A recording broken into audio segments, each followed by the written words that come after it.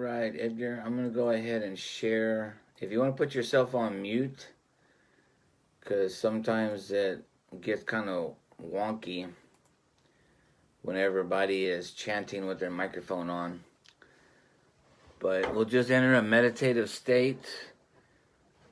And like you say, that walking frees your mind. Well, this Saturday meditation is the same thing. Trying to enter into sacred space. Shake off everything from the week, all the stresses, all the worries, all the things that we went through during the week. And just step into the sacred circle and join with like-minded people. Do some chanting, do some meditation. Talk about some Buddhist-themed topics. And so we'll go ahead and do the chanting now.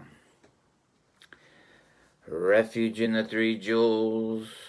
I take refuge in the Buddha, the one who shows me the way in this life. I take refuge in the Dharma, the way of understanding and of love. I take refuge in the Sangha, community that lives in harmony and awareness.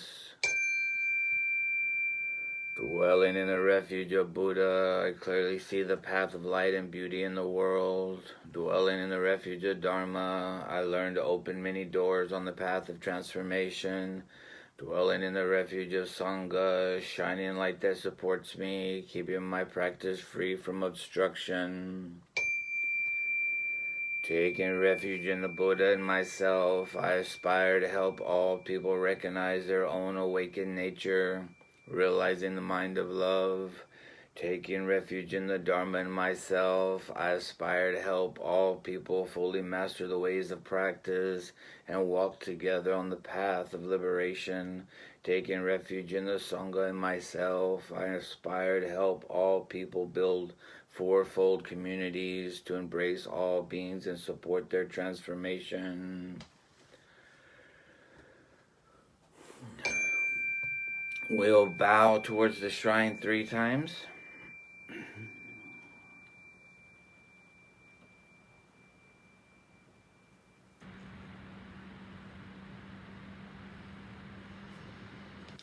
And we'll do some imaginary shrine work. So we're laying flowers, lighting incense, lighting candles, offering water, all with our mind. There's many Tibetan practices, or Buddhist practices, especially in Vajrayana, where you're using visualization during the practice. There's some where you're offering the whole world as an offering to the Buddha, thanking the Buddha for his teachings, for you finding the teachings, for the Buddha helping you escape the will of samsara, the will of birth and death, and helping you. And so we can visualize that we're giving flowers, lighting incense, and so forth in our minds. Offering of flowers. This spread of flowers, fresh-hued and fragrant, I offer at the sacred lotus feet of the noble sage. With flowers in great variety, the Buddha I adore, and by this merit may I gain release. Even as these flowers must fade, my body too will pass away. Now we're going to light the candle. Offering of light. With lights brightly shining, dispelling the gloom, I honor the fully awakened, that light of the triple world who dispels the gloom of ignorance. And you know, Edgar, you said that you just celebrated 4 years of sobriety. This is how I feel about Buddhism. In 2006, when I walked into my first AA meeting, and when I met my Lama, and started trying to train my mind to think of better things and do better in my life, I feel like the teachings, God, spirituality, everything came together to dispel the gloom of ignorance that I was suffering from in my addiction. And I'm sure you feel the same way. It's magical that we're sober right now and sitting here in our right minds. Correct? Yes, it's a blessing for sure. All right, so let's light the incense stick, okay, Edgar? Offering of incense, perfumed with infinite qualities, the Tathagata, fragrant of face and form, I revere with incense, sweet and penetrating. Now we're going to pour the water. Offering of water. We offer water, symbol of purity, to the Buddhas of all times. May this water both wash away the obscurations of ignorance and sate the thirst of craving and aversion. Alright, so let's go ahead and bow to the shrine 3 times.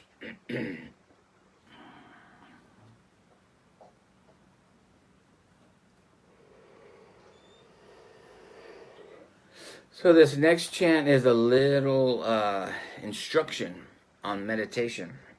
It's called, in Tibetan it would be samatha. I hope I'm saying that right. So let's read this real quick. Notes on mindful breathing.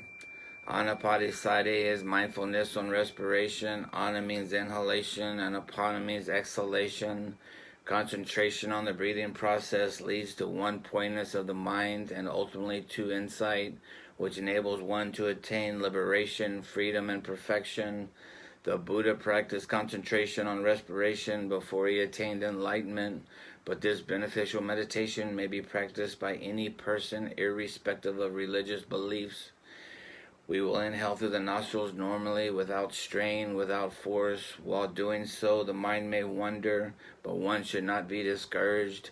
When a wandering thought is detected, label it as thinking and return to the breath.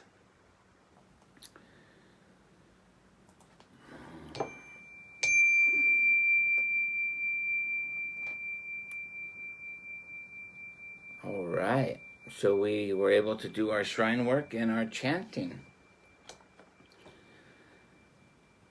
So now we can enter into a little meditation period together. If you want to find a comfortable posture, they say to make sure that your spine is completely straight. So you might want to sit back and drop your shoulders, relax. If you want to close your eyes, breathe in through your nose, breathe out through your mouth. We can do maybe even a guided meditation. If you want to sit back and relax, probably about 5 minutes. I can take you through a quick visualization.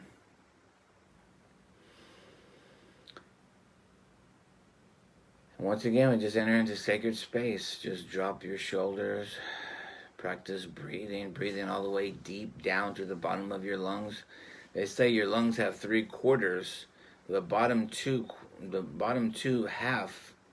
half of your lungs are rarely used because we do a lot of shallow breathing. So to breathe in all the way down to the root, bringing that air all the way down to the bottom, maybe even holding it for a second and then breathing out through our mouth.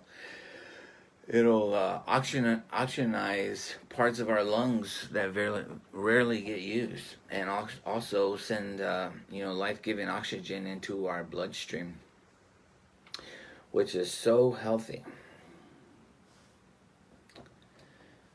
All right.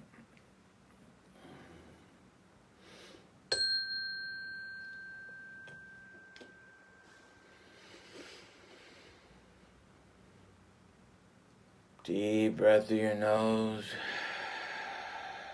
out through your mouth.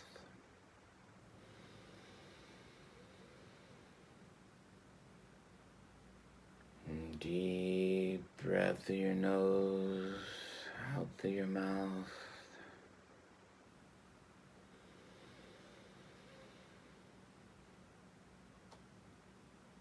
And search your body for any tension.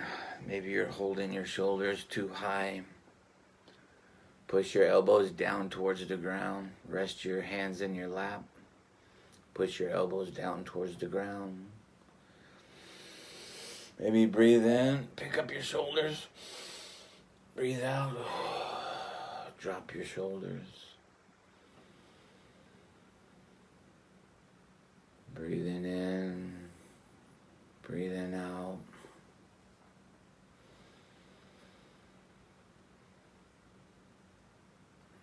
With eyes closed, enter into a sacred space.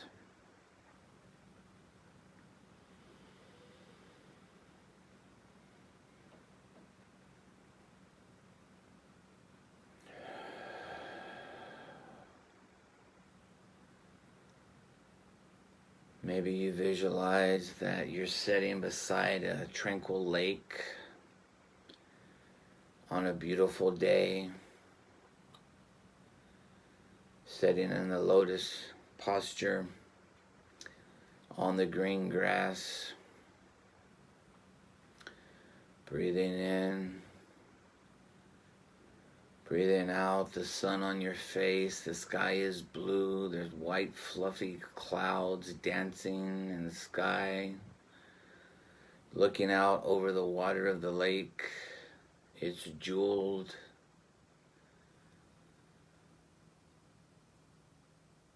And deep blue.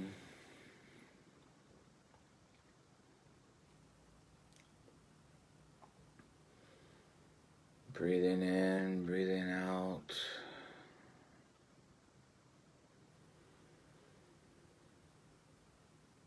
You sit in a lotus posture on the green grass, looking out over the water.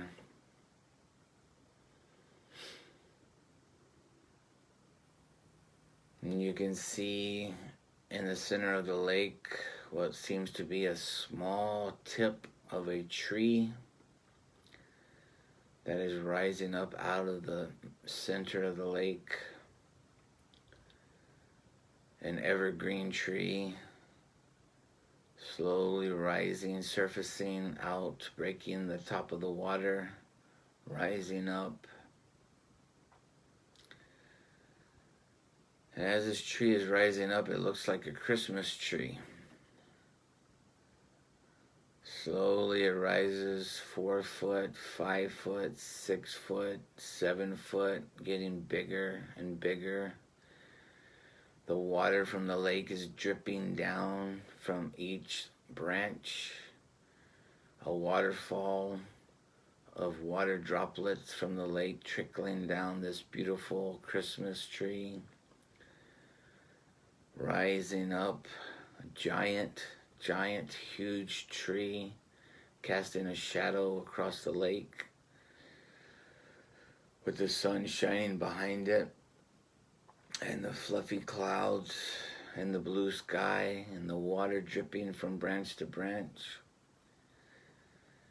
And now this tree is 20 foot high, 30 foot high, 40 foot high, and as you look up, sitting on the green grass in the lotus position, you see that each droplet of water starts to freeze and gel and stick to each branch. And now you really are beholding a beautiful Christmas tree that has risen up out of the middle of the lake. And each water droplet is the size of a grapefruit. And each water droplet is perfectly transparent, blue, crystalline, covered all over the tree from top to bottom. It is bejeweled with these huge water droplets. And as you breathe in and breathe out, you slowly start noticing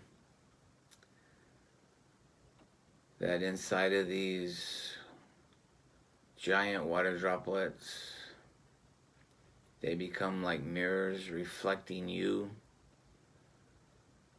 sitting in the lotus position on the green grass beside the still lake. And inside these water droplets, there's a reflection of the peace and tranquility that you feel. As you look to each water droplet, and you see the mirror of yourself sitting in your Buddhahood.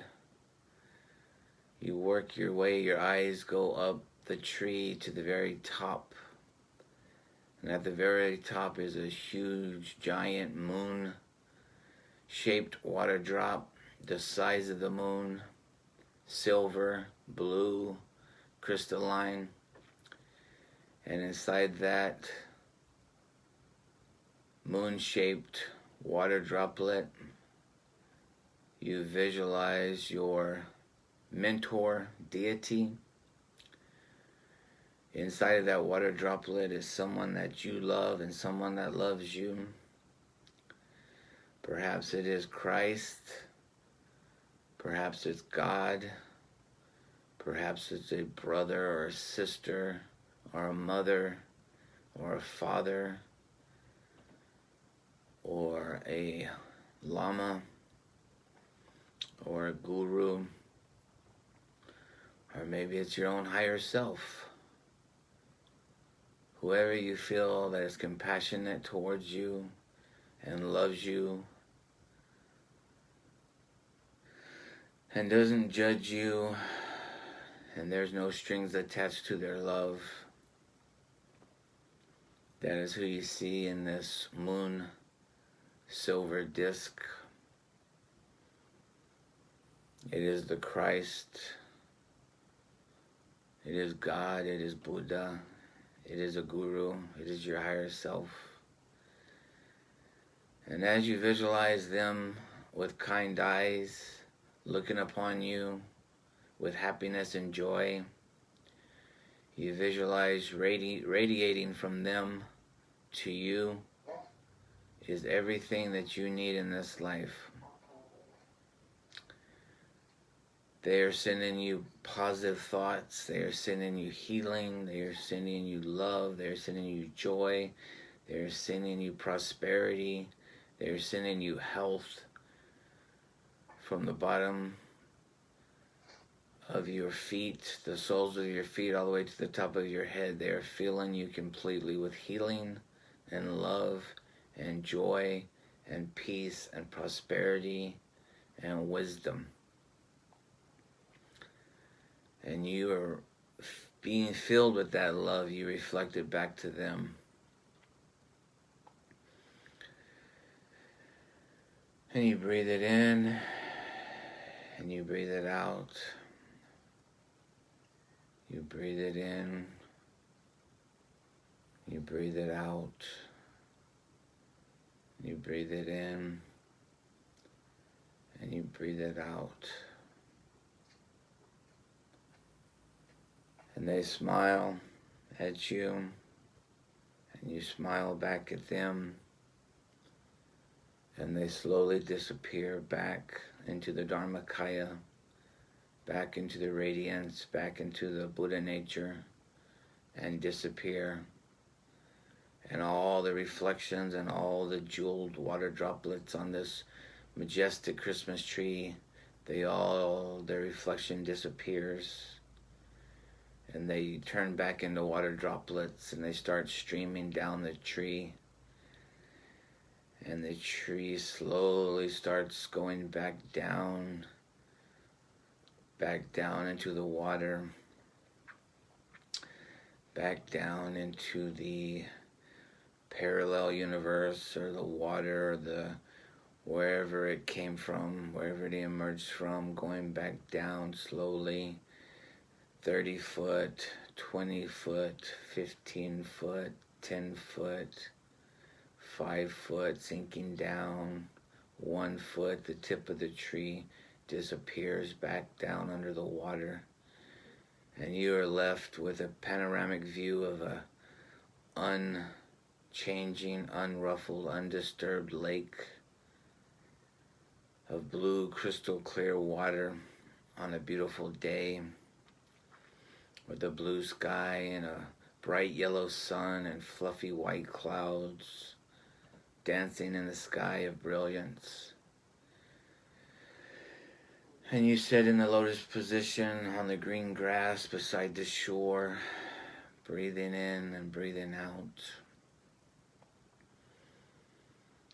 And slowly you return your consciousness, you return your attention back to this present moment, on this present Saturday, in the room where you are now. And you breathe in and you breathe out. And we start coming out of meditation with retaining the love and the joy and the peace and the healing and the tranquility and the good intentions that our mentor deity, our mentor guru, the Christ, the Buddha, God has filled us with. And throughout the week we'll carry within us that goodness, that joy, that bodhicitta, that connection to our mentor deity. As we breathe in, we breathe out, we can slowly start opening our eyes and coming back to the room. And here we are.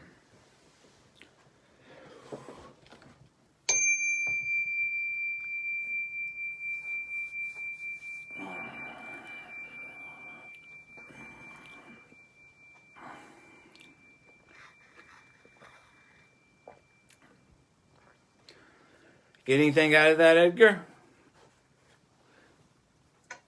Yeah, that was, pretty relaxing. I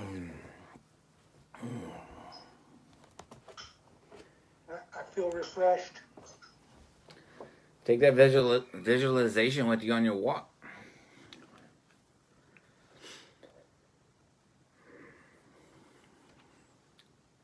Yeah, I enjoyed that. That's very nice. Thank you. Yeah, you're welcome.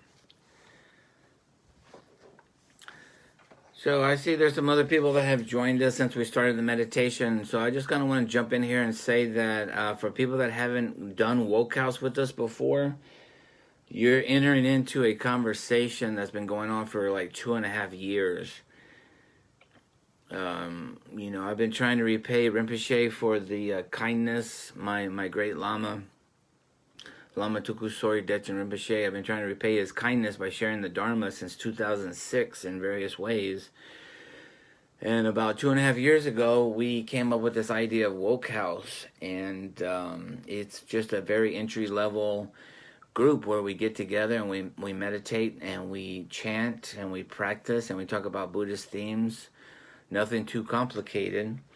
And then one aspect of it that I really love is that I don't feel like I'm the leader or the guru per se. I don't have any more wisdom or intelligence than anybody else. Definitely not more spiritual or woke as anybody else.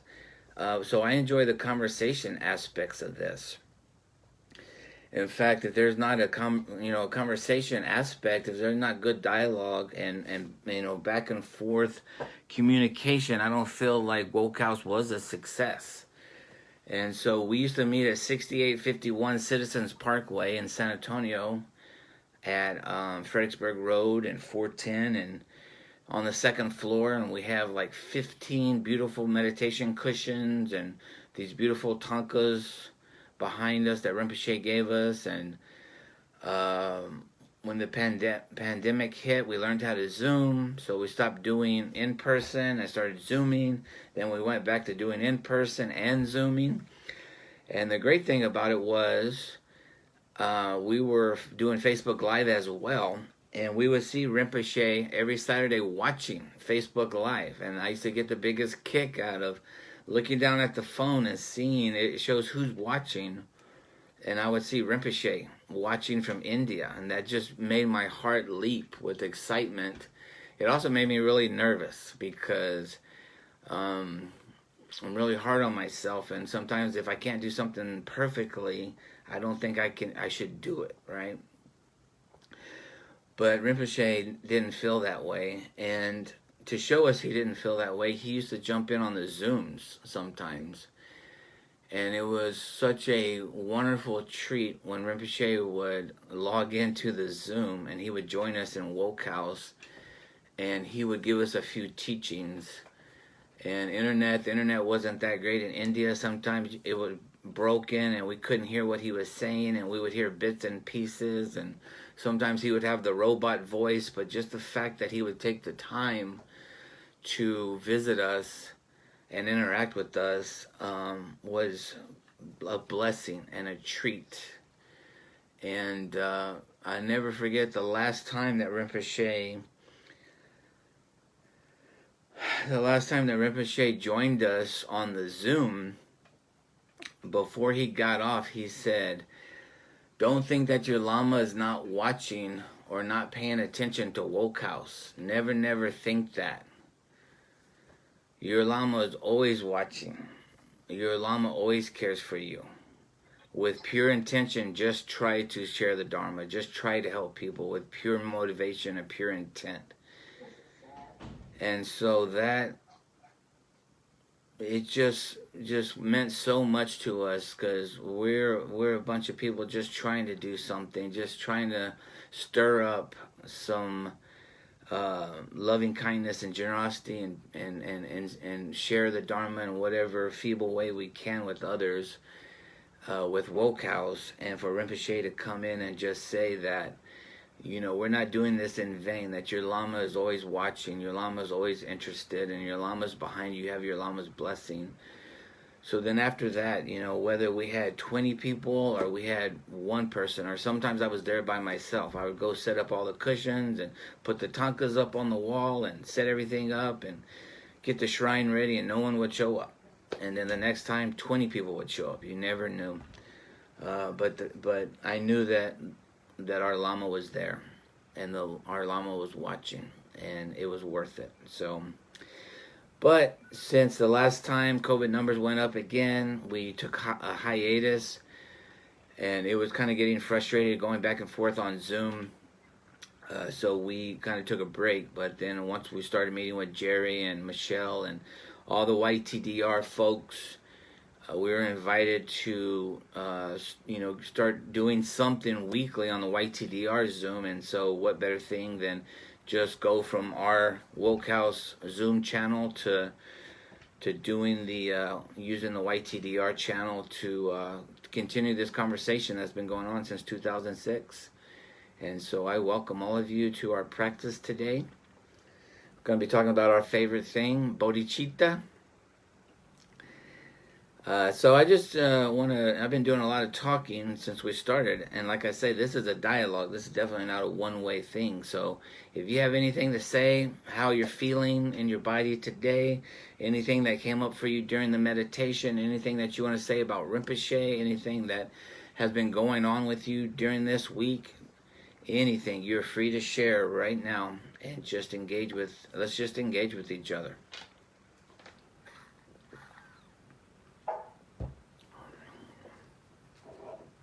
Hi. I'm feeling good. Sorry I was late and missed the meditation. I was actually in therapy, so yay for therapy. I feel like real tired today. I woke up with a headache. I think the weather change just kind of messed with me, so I'm excited to do this and then take a nap. Thank you, Charlie. I just want to say it feels really good to meditate again with you. I feel like it's been ages, and I'm just really excited to be here with you. Did you get new glasses? No, I just have so many pairs that you just see me in different ones all the time. Okay. Those are dope. I like them. Thanks. Hey, Jerry. Hey, Kylie, There's the how's Buddha, himself. I wish. Sorry, I jumped in late. Just, scrambling to get everything ready for tomorrow. Yeah. So yesterday we just ran around all day, and sorry I didn't post this up, and, just forgot. And then last night I posted it up. So we have a meditation page now on YTDR. Oh, cool. There to promote. So if you go to ytdr.org and just go to meditation, it says every Saturday, and I assume it's going to be the same link. So Yeah. Unfortunately, I jumped in after you started your meditation. So That's cool, man.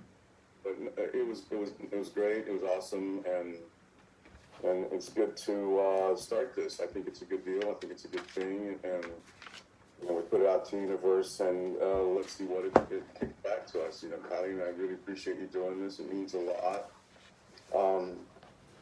And we're leaving tomorrow evening, and most times I've traveled a lot, and I always think that I'm always excited about traveling because I like traveling. This trip is different for some reason.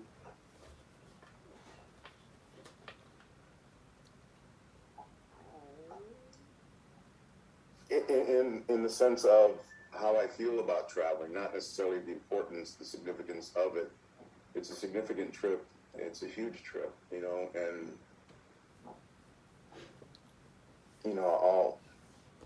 I'll be taking all of you guys with me, with us,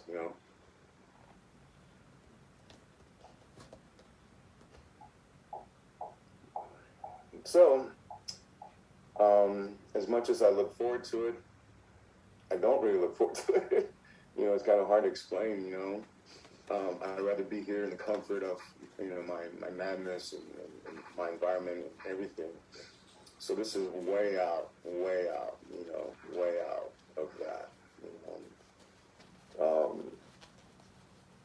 and then as I've seen other trips, as I'm always elated, I'm going to go here, I'm going to go there, I'm going to do this and that, and I'm looking forward to it, and then poof, it's like, what happened? I've already gone there and come back. What happened to that anticipation? What happened to all of that? I went there, came back, and it's gone. That moment is gone, and it's here, it's up here, it's all that. And this is similar. As much as all my anxiety, I'm okay with slowly counting every second till that takeoff. Because I really don't know what to expect. I really don't know what to expect on this trip. I've been to India. I know what to expect from India. I just don't know what to expect in every other aspect. I have four flights to get to the closest point to Belakupi. So, anyway, I just wanted to say that it's going to be interesting, to say the least. Jerry, for Jorge and Edgar's sake, do you want to say why you're going to India and what that's all about? Yeah, unfortunately, our dear Rinpoche has moved on to another realm. I don't say he's died, because that's obviously in a physical sense he's no longer here. We're going for a cremation ceremony for Rinpoche. Obviously, the cremation ceremony is a definite end to his physical presence, but excuse me. As far as I'm concerned, I don't look to him in the past tense. I refuse to look to him in the past tense. He's always present tense. Because if you have any relationship with him, or our Rinpoche, Tulku Suri Rinpoche, you will know that he's always called you, contacted you, sent you a message, reached out to you in the most trying times. You didn't call him. He called you. And he has thousands of students, friends, however you want to name them, that he remembers intimate details of everybody, and that's impressive. And all the stories we've heard over these last few weeks of people who have connected with him, from France, from Portugal, from Norway, from Latin America, from Miami, from LA, all kinds of people who connected with him all have the same story. All share the same story. I found my Lama, and I said, yeah, you think you found him, but he found you. And I say that all the time because it's worth repeating. It's no coincidence that we found him and he found us, better yet. And that's the blessing, that he found it. So we're here together, and like Kylie said, whether it's two people, one person, we're all connected. And we can continue sharing that connection. It can only grow like all of his connections grow. And if we do it in the spirit and the light of his likeness, then we can't go wrong. And nobody in here will be hurt. Everybody here will have something to take away, and that's the idea. And, this is a no judgment zone, as you said, Kylie. This is a free zone. It's a zone full of compassion and full of love. We just got to remind ourselves of having compassion, I met with the artist who drew a beautiful painting of him that was just an awe that somehow I have. He's an illustrator was an illustrator for Disney and a very accomplished illustrator. And I met with him yesterday. He has some amazing stories as well, and for someone to have captured his likeness, I don't have the picture, maybe I'll go get it. His likeness the way he did, or maybe I can share it here. It was just amazing. And he had the same stories too, his connection with them and all the stories that he shared. So there's a lot of anybody who's met, Rinpoche has a huge bond, has a huge connection. And it's almost family-like, if that's the best way to describe it. So Kylie, I support, everything you're doing. You're amazing in your energy and your dedication, your devotion has always been that. And I'm here to do whatever I can to help this group, help our group, because it's all one and the same. And I think I'll keep you guys posted. I'm going to try to post often, if not on the Facebook page, also on the website, but it depends on my access to the internet there. I'm not taking a computer per se, I'm taking an iPad, so I'll see what I can do. All right, but Facebook seems to be the best way, and maybe YouTube. So just want to let you know that, to keep posted. Follow the ytdr.org site and follow the Facebook site too. So, anyway, that's all I have, Kylie, and I appreciate you doing this. And I may not be with you. Maybe I can be with you next week from India, That'd be awesome. So it's 10 o'clock, it's 8 o'clock, it'll be 9:30 at night there. It'll be morning here at night there. So That'd be so awesome. I'll find an interesting place. Okay. Thank you, Jerry. So I just want to give Jorge and Dana a chance to pop in and see if they have anything to share.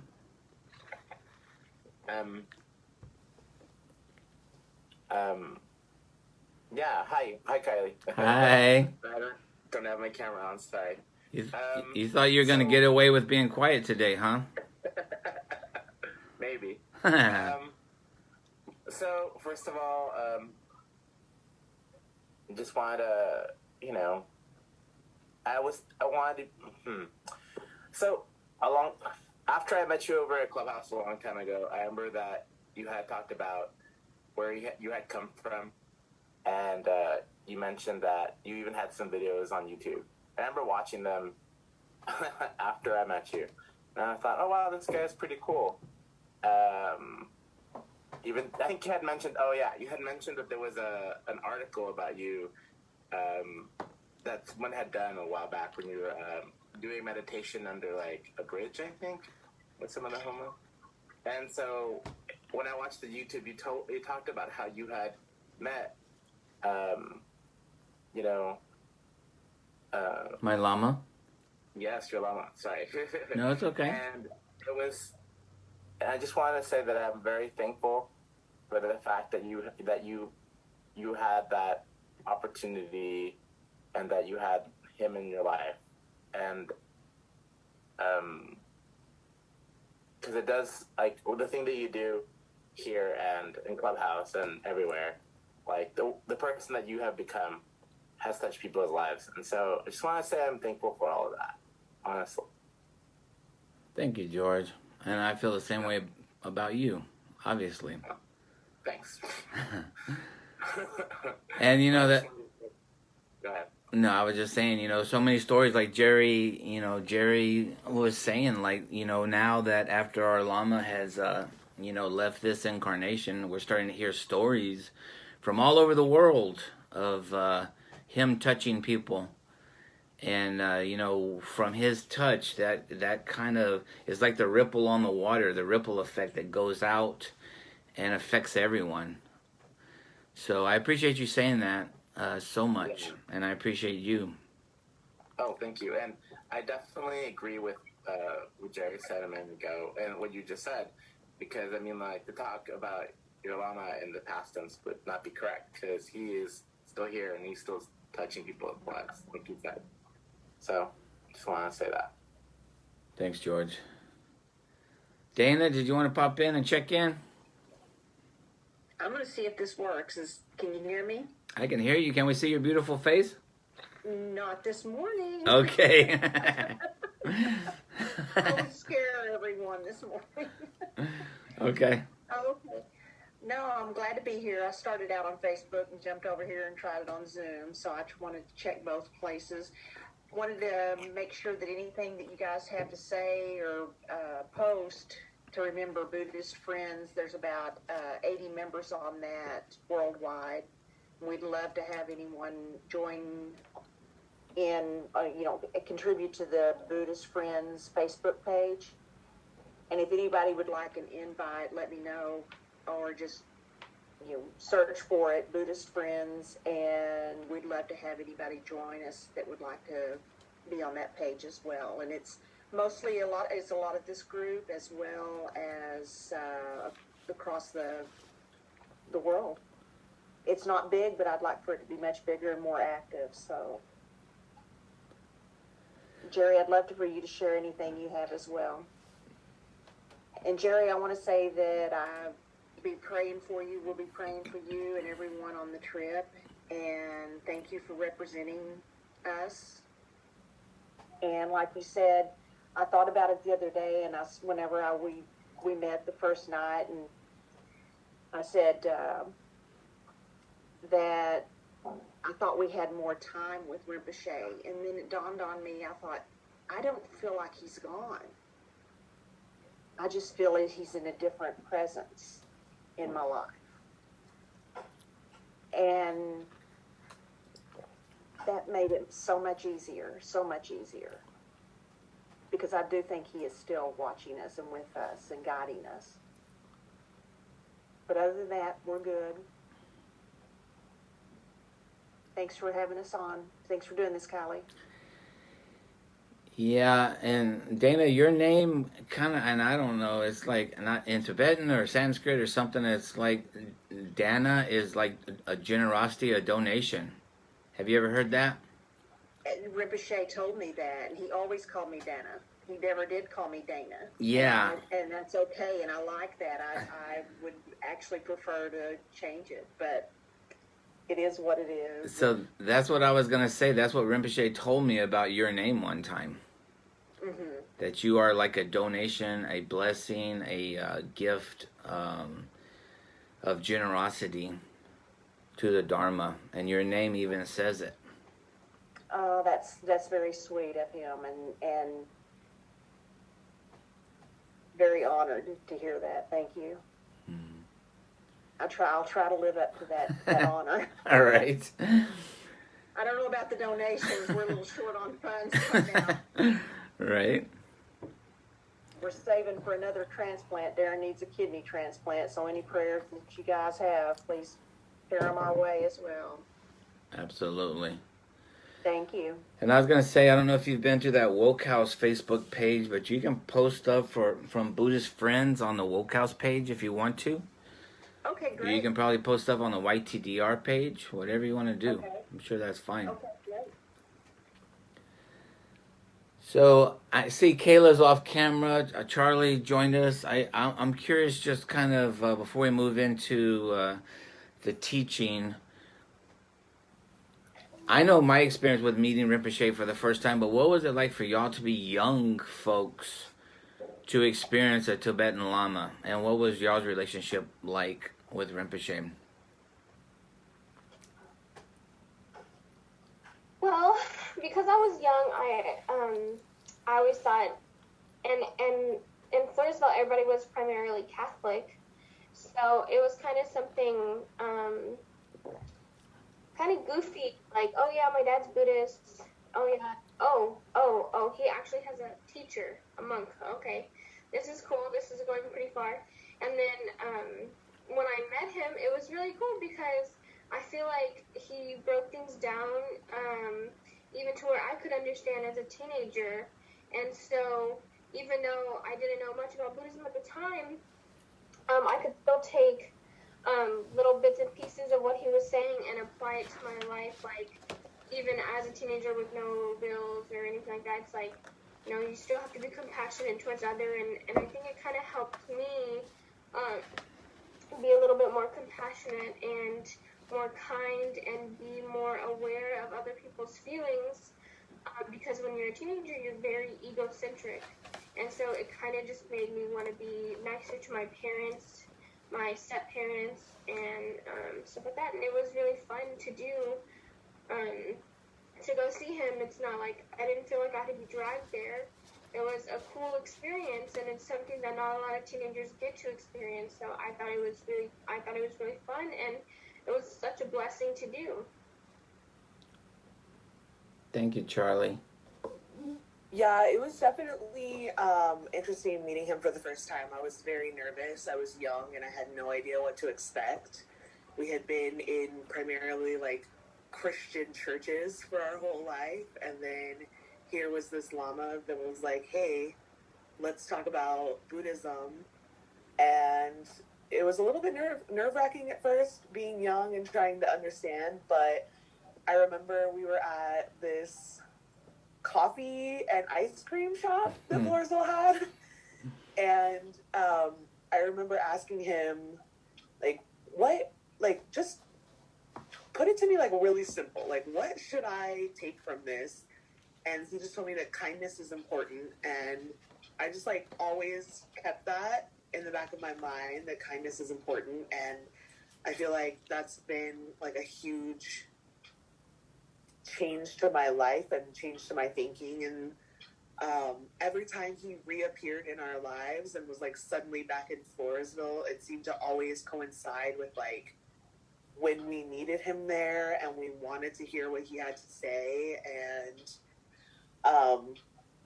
yeah, it was just an amazing experience. Like, not many girls in a small town in Texas get to meet their uncle's teacher and like learn from him as a young adult. So it was I think it's changed the way all of us girls think and act from just knowing him.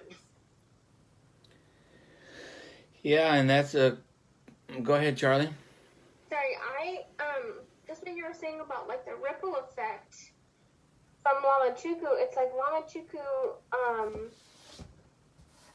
he was such a big thing in your life that changed you as a person. And in that, like, you being my dad, me seeing you as a role model every single day, and the things that you teach me are things that he's taught you, and it's molding me into the person that I am today. And so me and Kayla, we live together. We've been doing Woke House for I don't know how long, and so there's not many people that we know our age that are learning about Buddhism and being and just learning about compassionate kindness, bodhicitta, and stuff like that. So we're sending that ripple effect to people that we know, and I think that it's just so cool and one of a kind experience that we get to have. Like, what are the chances that two girls from Floresville, Texas, would end up being able to meet an actual Rinpoche?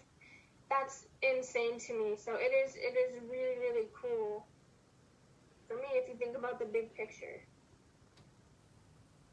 Yeah, definitely the ripple effect. Like, what he has taught you and you in turn teach all of us, then we go out and we push that to our friends and like the younger people in our lives. Like, we teach Ethan that stuff. Like, we teach Gavin that stuff. We teach all of our friends to like be open to that. We're all about that bodhicitta energy, like just being kind and serving others. And I think that we really have, like, our friends really are living that life now too, and it's so cool that it's just this small ripple effect from one change and one person coming into all of our lives. yeah, it is really, really awesome. He has amazing karma connections there. Jerry, were you going to say something? No. It's wonderful listening to Yeah. the experiences that everybody's had, and it's just wonderful that you guys are young. I know my kids have an amazing love for the Tulko as well. We're very saddened by his physical departure, you know. So his connection and his ability to connect with people is amazing, and that's what a teacher does. And he was a master and a teacher in so many ways. And the little that we practice his teachings, even though sometimes we listen to his teachings, there's seeds that he plants in us, and at the moment that we need that teaching, it'll appear in our mind. We don't, you know, it's like, I mean, I grew up Catholic too, and you know, I just was, okay, now we're at this part, you know, now we're at this part, and now we're at this part, and okay, we get to go eat lunch. And with his teachings, it was somewhat similar sometimes. Because, you know, and one of the interesting things is that I would take him to do teachings all over the place in San Antonio and, you know, and all over the place in general. And one of the things, we went to this one bookstore in San Antonio that accepted him, and he had a pretty good number of people who showed up.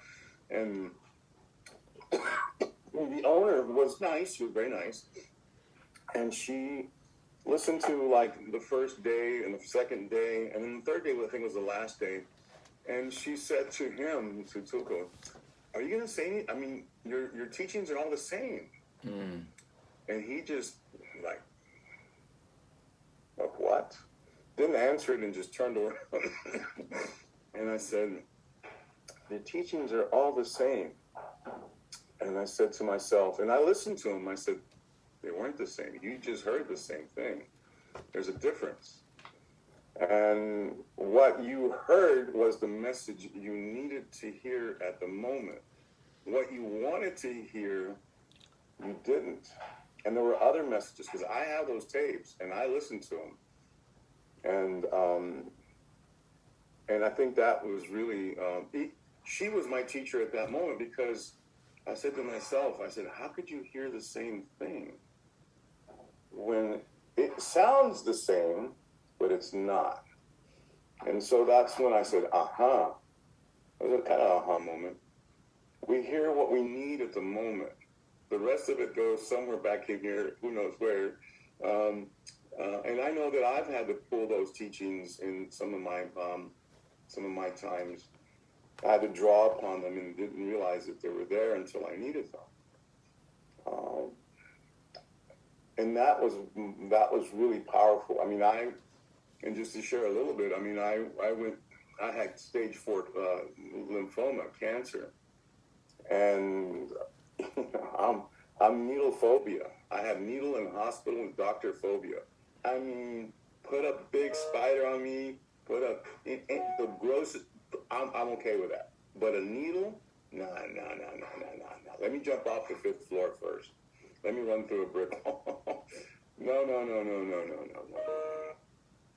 No freaking way. And I became a pin cushion.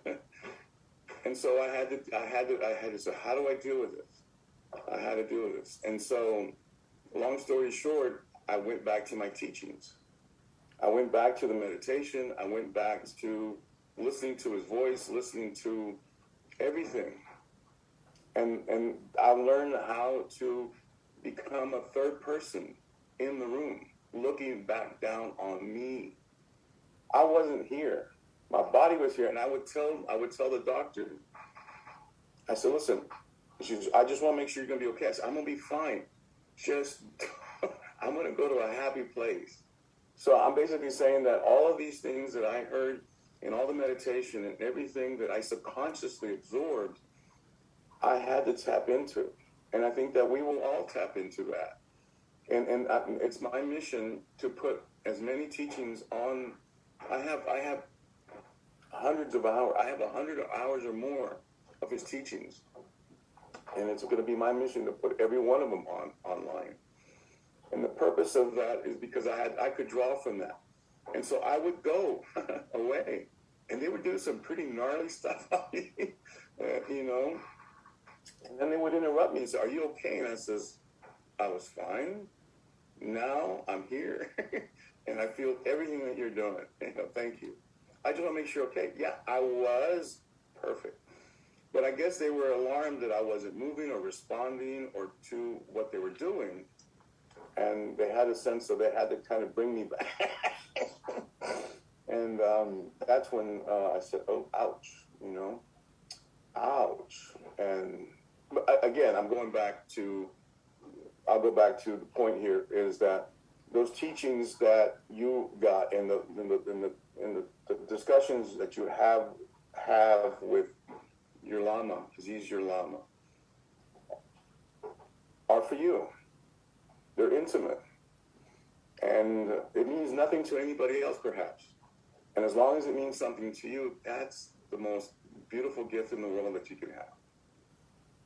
And you will remember other things in every conversation that you had at that time that you need to remember. You'll bring it back up. So that's all I'm saying. So even though these teachings that I'm going to put up on the air, on the web, you weren't present, but you're listening to them in your home, in your office, in your car, anywhere that you're listening to them, is the same transmission of the Buddhist bodhicitta seed that he's planting in your head. It is the same effect. So because you weren't there, because he wasn't, you don't feel that he was talking to you, he is talking to you. And those lessons are evergreen, will always be evergreen. There's no, oh, it's out of date. No. Because in every lesson, you will take from it what you need to hear and what is necessary at the moment. So that's all I just wanted to say. I didn't have much to say except that. How's that? That's perfect to me, Jerry. Sounds good. And we love you. You're now the, what do you say, guardian of his teaching, or historian of his teaching, or librarian of his teachings? Curator, I don't know. Yeah. Like a museum curator? Is a curator? Is that the word for a museum person who keeps all of these treasures? And they're not mine. They're not mine by any means. They're not mine. I just want to make sure they're not mine. Yeah. I just happen to have them. I shot most of them, but you know, they're everybody's, and it'd be silly for me to possess them in any way. I just have them. I don't own them. They're not mine, and I recognize that they're for everybody. And and so I will do my best to post those when I come back and start posting them. I seriously I have hundreds of tapes, and I look through. I have 20 hard drives. And occasionally I'll go through them and I find all kinds of amazing things. I said, oh my goodness. Pictures of you guys in India when you guys went to Mustang. Did you go to Mustang? I don't think you did. I didn't go, no. It was another group. People there that I don't know. People there I do know. I saw the monastery when it was barren. I have the videotape of when they were doing the groundbreaking. It was just a piece of dirt, land. And you got all these dignitaries in the hot sun with some umbrellas. All the important people had umbrellas, And everybody else was just baking in the sun, it seemed, And it was amazing, those things. And to see it where it is today, it's an amazing feat that he did in 12 years, maybe. 13 years, 14 years. I mean, it's an amazing feat, to see. And we're going to continue doing that. So, that's it. So we'll see what happens, Kylie. I mean, really, we don't have any control of anything. And one of the things that I learned, and I'll share this with you, from my personal experience, is that, and, first, you need to discover that you're mortal. Oh, I got cancer. That's the worst 3 words. You have cancer. The worst words you could probably hear. You think, But beside that is that you want to then control everything. Well, what are you going to give me? What are you going to do this? And what about this? And what about that? How much? And then at some point you have to come to terms. And this applies to every time. The more control that we want to have, or the more control that we try to have, the less control we have. It's that simple. And my lesson, I'm not saying this is a lesson for you, but if it works, it works. When I let go, and I said, I'll do my part. I'll let my body participate. I'll let the doctors participate. And I'll believe in the universe is going to do what it has the intention of doing. All these 3 elements, the spirituality part of it is important. It is key. I grew up Catholic. I consider myself a Reformed Catholic. No offense to anybody. I hope. And so that was my lesson to myself, is just letting go. And when I let go, everything happened. Everything fell in place. Everything just moved along. And I was good with everything, however it was going to turn out. And I'm here. So that's all I can say. So when we want to try to control things, I want to try to do this and manipulate that, or do this to do that, no, it doesn't work. It doesn't work. If it's meant to be, it's meant to be, and everything happens when it's supposed to happen. If it's not supposed to happen, it's not supposed to happen. And if you accept that, then you'll probably have an alternative somewhat. So that's it. I'll shut up now. To be honest with you, I think you just gave us the Dharma talk for today. Thank you for that.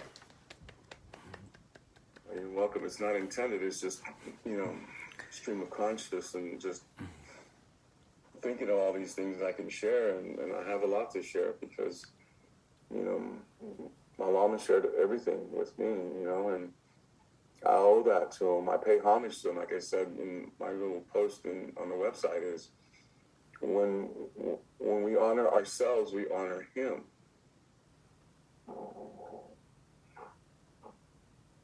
And that's the only way that I can pay him back right now, is honoring myself, because he made sure that I was okay all the time. And I appreciate that. I always felt his presence, and I still feel his presence. Anyway, so there's more. I'll have more, and I'll just let him do his magic, and I'll let him guide us to India and Belakupi, which is a very far place. I've traveled a lot.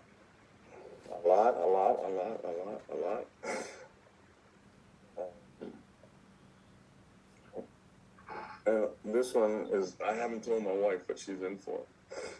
He knows, but you can't imagine. You cannot imagine. It's going to be a rough trip. But that's the journey. That's the journey of paying our respect. Mm-hmm. And if we look at it in that sense, it's not a debt. This is not a debt. We don't owe him anything. Yeah. Again, we owe ourselves. It's a pilgrimage. I mean, to me, I can't go, but, and I'll be honest with you, there's some relief in not having to make that trip. I'll be honest with you. It was hard for me to go to the monastery, to the camp. That was one of the roughest trips I ever took. And I got back from India, and people would say, "How was your trip? You went to India?" And I was like, man, I'm still processing that trip. I don't even know if I can talk about it right now. And then years later, people would say, how is going to India? And I would still say, I think I'm still processing that trip. I'll tell you when I can articulate it, But then once again, like we talked about the other day, how many hundreds of times did Rinpoche make that trip to see us?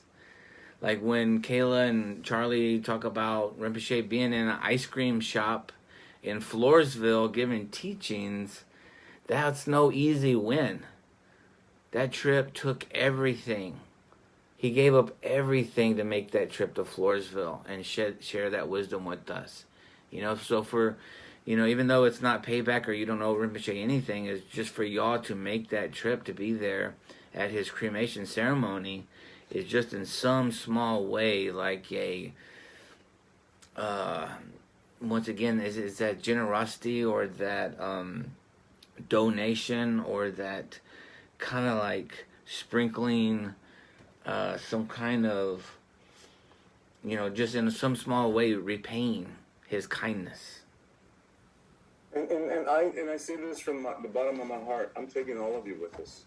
I'm taking you, all of us. All of us are going there. You're not there in a physical sense, but you're there in my heart. You're there in my spirit.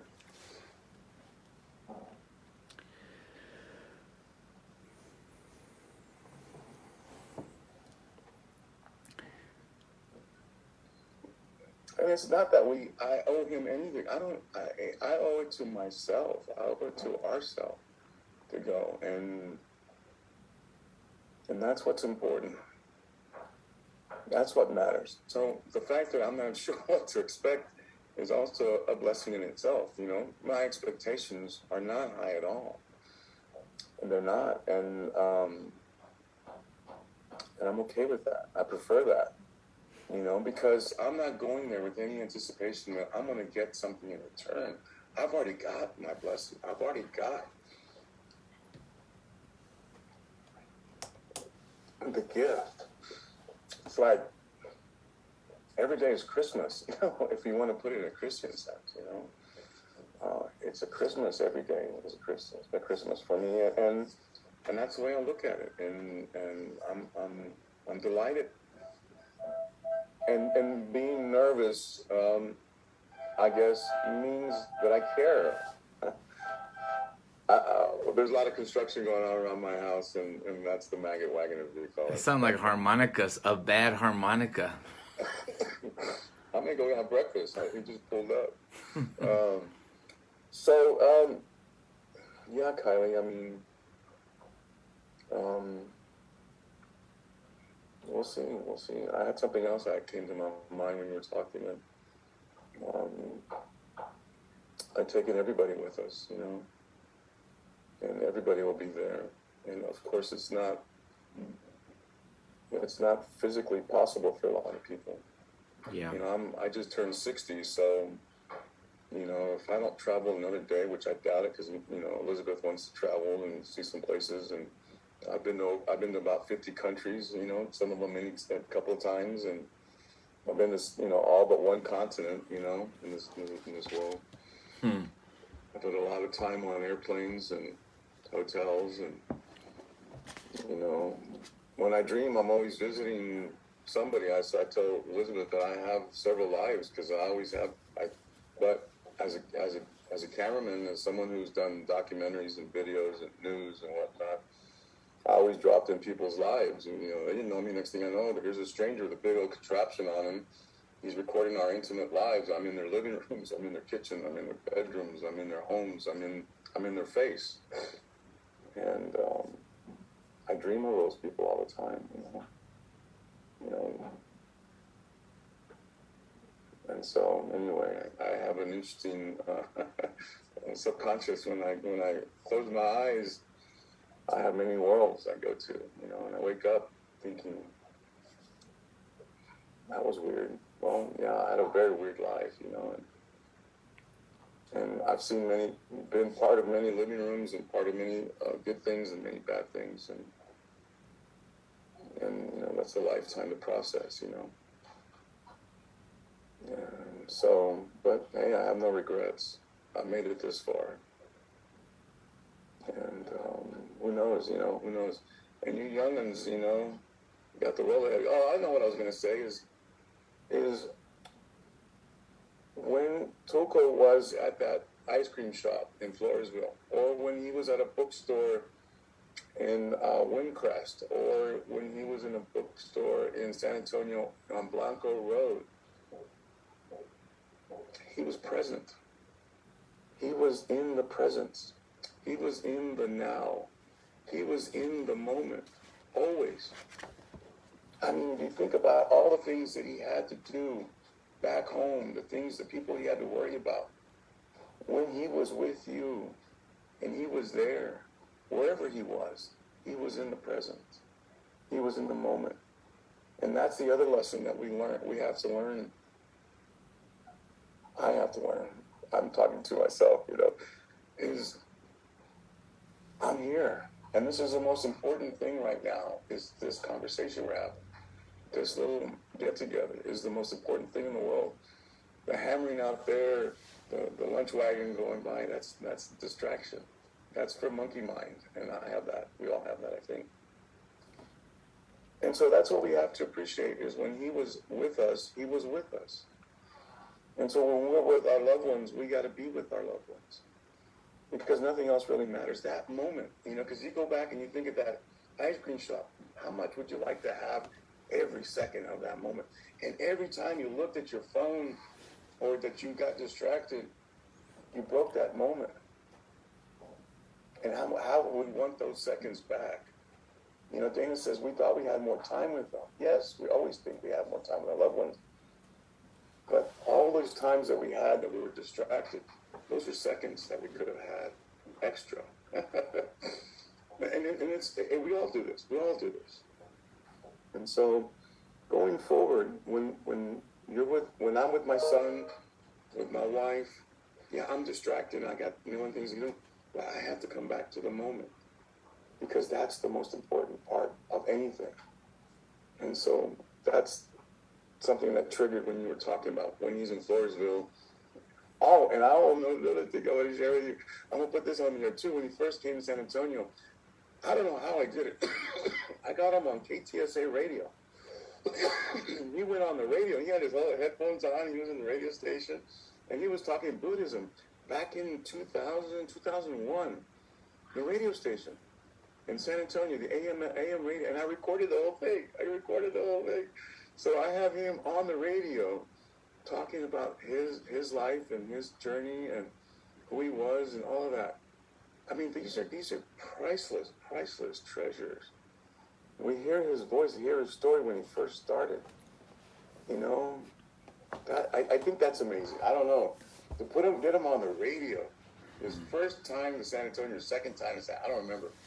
But he was with me at 9/11 when it happened. On the second plane, we were both watching in my kitchen. And he freaked out. But anyway, that's a different story. But he got around. And I think that I got him on the radio, right? I didn't do nothing. He got on the radio. I just opened the door and he went right through it. He says, "Yeah, radio, I'm there. Yeah, I got listeners. Let's go." I was just a driver. We're almost there.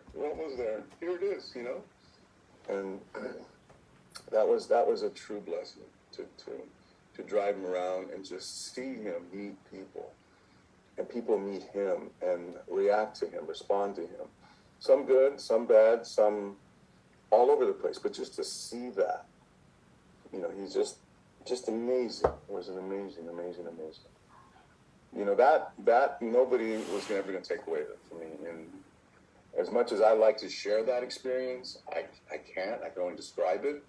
But the other part of it, you just have to imagine. So, and from that in itself is a lesson too, Kylie, because if you see how he interacted to people who were friendly and not so sure, and people who were somewhat indifferent to him, and how he handled that. I mean, and he's a lightning rod, because he's, here's a robe and sandals and non-assuming. He's not a threat. Obviously, he's not a threat. And he carries a bag, and so it's like people say, "Well, I don't see this very often. Why are you in my path?" And people are instantly like, "I have to have an opinion of this." Mm-hmm. And he disarms everybody. He disarmed them. Mm-hmm. He just disarmed them. He didn't have to say anything. Sometimes he just smiled at them. It's indescribable how he just You know, he could part a crowd. Anyway, I have those stories, and they're personal, and I don't. Sometimes they might be born for others, but if you know him, and we honor him, like we said, and so like I said again, just looking back and reflecting on what me being with him, around him, near him, those are the greatest teachings that I'll ever have, and those are things that I'm happy to share, and and not, and it's not to say that my memories are more or this, that. It has nothing to do with anything. A single memory, a single event, is huge. Is huge, and it's important. So whether you're with them 5 times, 10 times, 100 times, once or twice, they're very significant. It's very significant. More is not always better. No, more is not more. Sometimes less is more. But just the fact that we cross paths, billions of people, and you cross paths with this gentleman, this person. Billions, billions, billions. From a far place in Tibet where you have to spin the globe to the other side. Where is this place? No kidding. Why is he over around the world here? In an ice cream shop in Floresville. How random is that? Pretty How random is that? Right? Mm-hmm. And he's talking to me. Kayla, he's talking to me. He's talking to me, Dana, Charlie, I have a beautiful picture of Charlie like this, listening to him, that my brother took. I'm going to share that with you. It's on my list to do. But I think Charlie has it. I think, yeah. And you're too in the background, too. You know that picture I'm talking about, right? I think Charlie shared it the other day. I have tons of material. Anyway, being in the present is always the most important, and he showed us that. Being in the now, being in that coffee shop, being in that ice cream shop, being in the bookstore. Nothing else mattered. Thank you, Jerry. Appreciate you, man. I love you. Well, I didn't want to. I think that was a good woke house. What do y'all think? I want to give before we say our prayers and end. If anybody, I was going to talk. We're going to talk about bodhicitta, right? So Rinpoche said, bodhicitta is enlightenment. Enlightenment is bodhicitta. Bodhicitta is the antidote to the poison of resentments, unforgiveness, low self-esteem, low self-worth, depression, aimlessness. It's the antidote to ego clinging. Bodhicitta is the antidote to everything. And so when Rinpoche talked about all mother beings and seeing the world through a certain aspect of wanting to give back with love in your heart, that's bodhicitta. And that's all we've ever talked about at Woke House, and that's what we'll continue to talk about.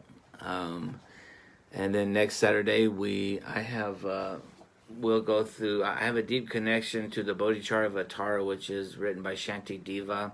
It's the way of the Bodhisattva, and we've been through it before with Woke House, but we're going to go through it again.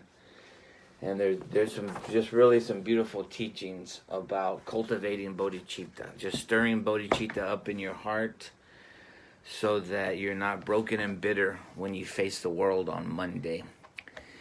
And so please join us again next Saturday.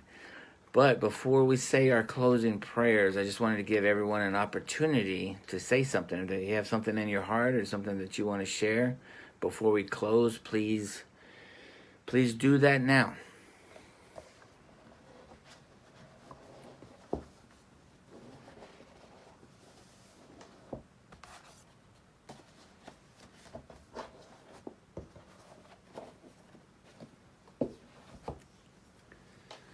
No takers? Charlie, what's your definition of bodhicitta?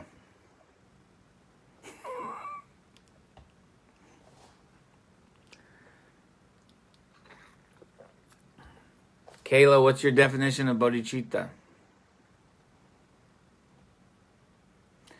You and Yo Shayla used to say it all the time.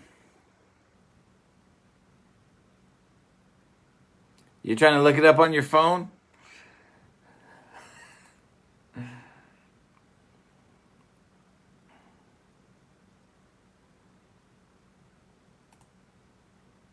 Hello?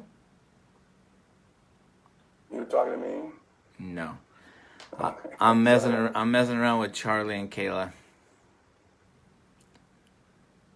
I said, what's the definition of bodhicitta? We've been talking about it for over 2 years, and Charlie's looking it up on her phone.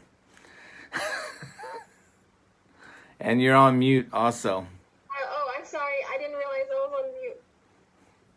I'm sorry. I wasn't looking it up on my phone. Kayla said that you guys made her cry. Oh, really? Yeah, she's crying. Okay. To me, bodhicitta means,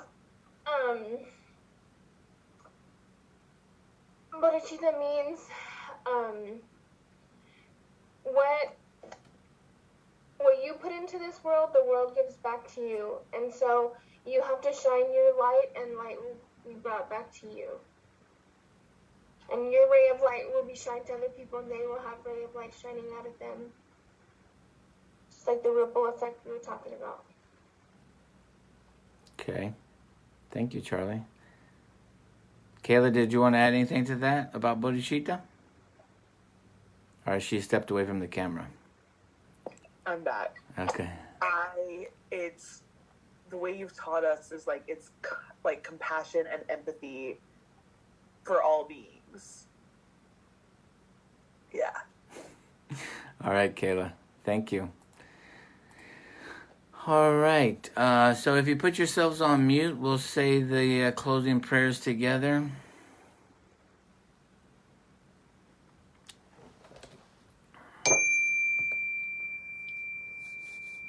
Contemplation of the 10 perfecting qualities. May I be generous and helpful. May I be pure, virtuous, and well-disciplined. May I not be selfish. May I be strenuous, energetic, and persevering. May I be patient. May I be able to bear and forbear the wrongs of others. May I be honest and truthful. May I be firm and resolute. May I be kind, compassionate, and friendly. May I be humble, calm, quiet, unruffled, and serene. Discourse on loving kindness.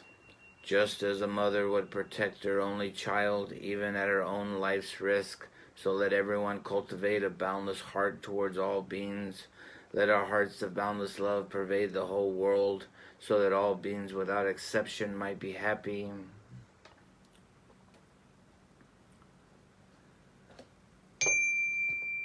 Closing dedication of merit. If I have attained any merit by the result of this practice, may it be accredited to all beings everywhere. May they find the source of suffering and extinguish it. May they find the source of happiness and increase it. May all beings dwell in ultimate unalloyed nibbana. We will bow 3 times to our Sangha brothers and sisters with smiles of gratitude.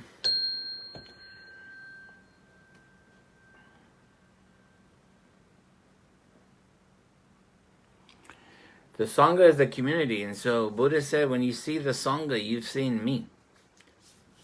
So when I look out at your beautiful faces, I'm seeing the Buddha. He said, when you hear the Dharma, you are hearing me. So when we talk about bodhicitta or stories about Rinpoche or any of these things, the Buddha is there among us. Our Rinpoche is there among us. We are seeing him and hearing him when we join together like this. Closing bell.